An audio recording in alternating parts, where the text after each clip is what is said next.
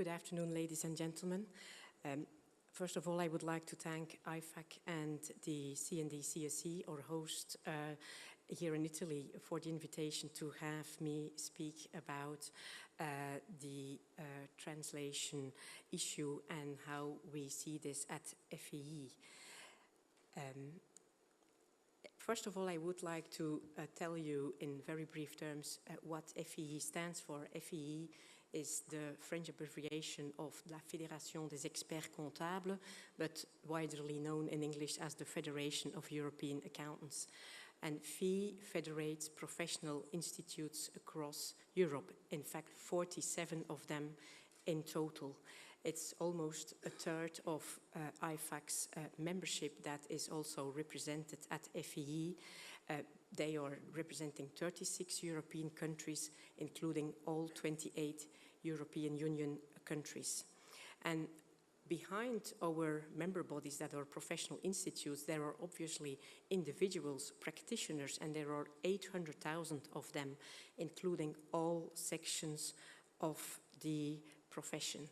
And what FEE does for our members is to represent the profession towards the European and international regulators, standard setters, and other stakeholders, so to advance the interests of our European profession.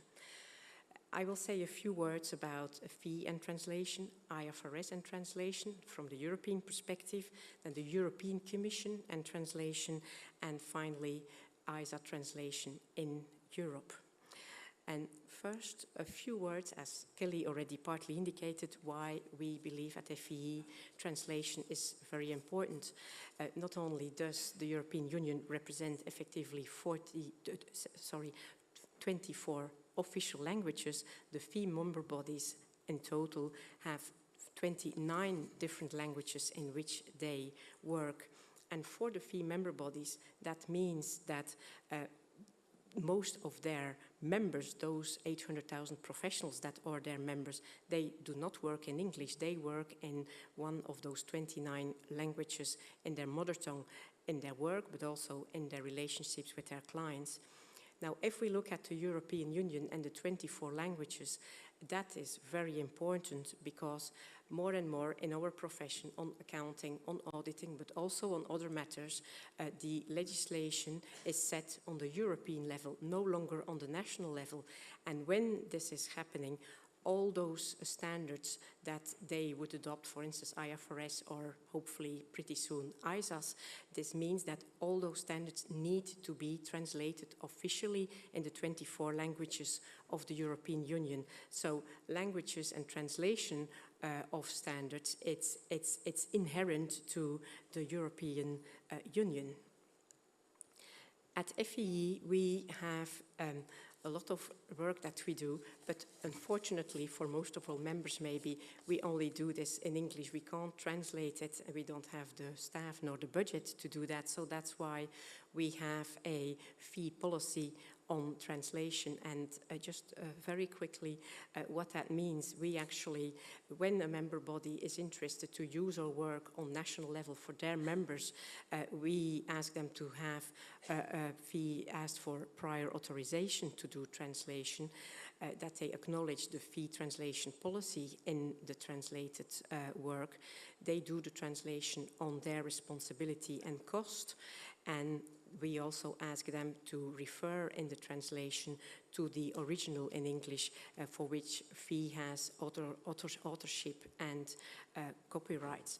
And this is actually often done. We have quite some requests from our member bodies to translate our work, and we see this as an excellent way to actually maximize the dissemination of the fee work within actually our profession throughout Europe.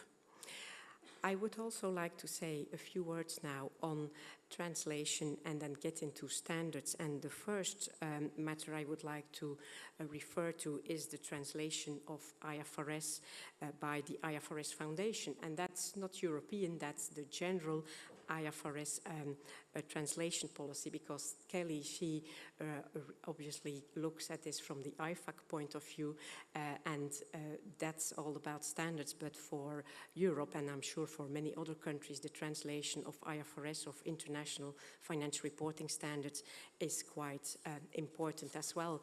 And that's why I wanted to look into that and see if there were any parallels or any differences. And so when I started to look into this, like Kelly already indicated, there were a few buzzwords and that are really key in translation that came back all the time. And I reworded them as collaboration, quality and review, and acceptability of the translation, and how the IFRS Foundation does this for their standards. As far as collaboration, it's demand-driven. They don't do in-house translations, but they work together with translating bodies like IFAC to have their standards translated by them. As far as quality and review, they really stress professional translations. For them, this means, as Kelly also indicated, the use of computer-assisted translation software. They insist on having the entire standard translated and not just a part of it, and also to have specific attention for selected key terms throughout the translation and have those consistently used throughout translation. But as far as review and to make sure the quality is of the highest possible level, they also insist on having an expert committee review by native IFRS experts that actually look at the translation which was done previously by the software or in another way. And as far as acceptability for the IFRS Foundation, what is key to them is that there is one standard or one translation per language, and they often have similar processes as far as copyrights and as far as agreements are concerned, as IFAC has, especially when it comes down to the adoption of the IFRS, which is done in very many countries. So there are those agreements with jurisdictions to waive copyrights and to allow free distribution of the translated standards. Now, that's what the IFRS does worldwide, but as IFRS are used in the European Union, I also looked into how the European Commission goes about translation, and if, for instance, they use those translations by the IFRS foundations. And when I started to look into that, I came to the conclusion that within the European Commission, which is basically those over 30,000 civil servants that are the ones that initiate the legislation and the regulation in Europe. It is the European Parliament and the European member states that will decide, so it's the three institutions that work together. But as far as translation, it's clearly the European Commission which is the driving force. And when I looked at this, they had no one-size-fits-all approach, for instance, for IFRS or for ISAs. It's one given for the adoption of any standards in the European Union. There is a need for translation from English to the 23 European languages. That's a must. But how they do this, they have their own service, DG Translation, Directorate General Translation, it's called in full, and it's one of the major sections within the Commission. Their involvement is required, even if there is an IFRS Foundation translation of standards. And this DG translation consists of 6,000 linguists and interpreters. 3,000 are permanent staff, 3,000 are almost permanent freelancers. And that makes up 20%, almost 20% of the European Commission's staff. That is absolutely huge, because one would never think that translation would take such a big bit of the staff and the budget of an organization like the European Commission. But often what you find, as they are linguists, oftentimes they do not have a specific subject matter expert or expertise. In our areas, accounting and auditing, that is particularly important. So this might be an issue that needs consideration. And oftentimes they work under time pressure because for adoption of standards within the European Union, there are set time frames. Normally it's a maximum of 3 months, and there is only so much material that you can translate in a certain period. So that's the main issues they are struggling with. If we then look at why this is important, that is because in 2002 there was a very important IAS regulation issued and adopted in the European Union, which actually requires the adoption of IFRS in the 24 European languages, because this regulation decided that for consolidated accounts of listed entities, IFRS would be the financial reporting standards to be used throughout the European Union. So they needed those translations. Those translations are until now performed by the Commission, by the DG Translation, and they up to now have no formal review by experts done, and they also have no formal cooperation with the IFRS Foundation, although the IFRS Foundation makes available to DG Translation their translations if they have them in a particular language. So when we look at that, there are a number of issues that unfortunately we have to note. And as far as, again, the 3 buzzwords are concerned, when we look at collaboration, as there is no formal relationship between the IFRS Foundation and the DG Translation of the European Commission, there might be a duplication of work done there. As far as quality and review, luckily they use computer-assisted software, but what they especially lack is a formal review by experts. There is only a voluntary review done by some member states, by their officials that have a particular interest in the quality of the translation and the quality of the standards that will be used in their member state. So as far as acceptability, what we have to note is that for the moment, for 7 of the 24 European Union languages, there are at least 2 different IFRS translated versions, and that's actually for all the major languages, for French, for German, for Spanish, also for Polish. That is currently the case, and these are up-to-date translations. There are some that are less recent, but that is for current ones. And what is noted in practice that preparers, companies, but also accountants, practitioners, they often, because of the differences in translation, they will revert back to the original IFRS in English, and obviously that could not have been the purpose from such an exercise.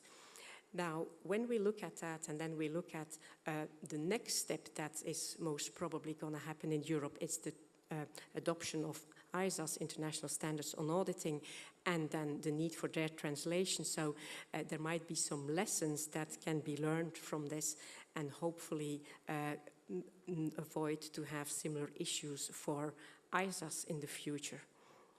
And when we look at the translation of ISAs, actually there has already been some work done on that in the European Union.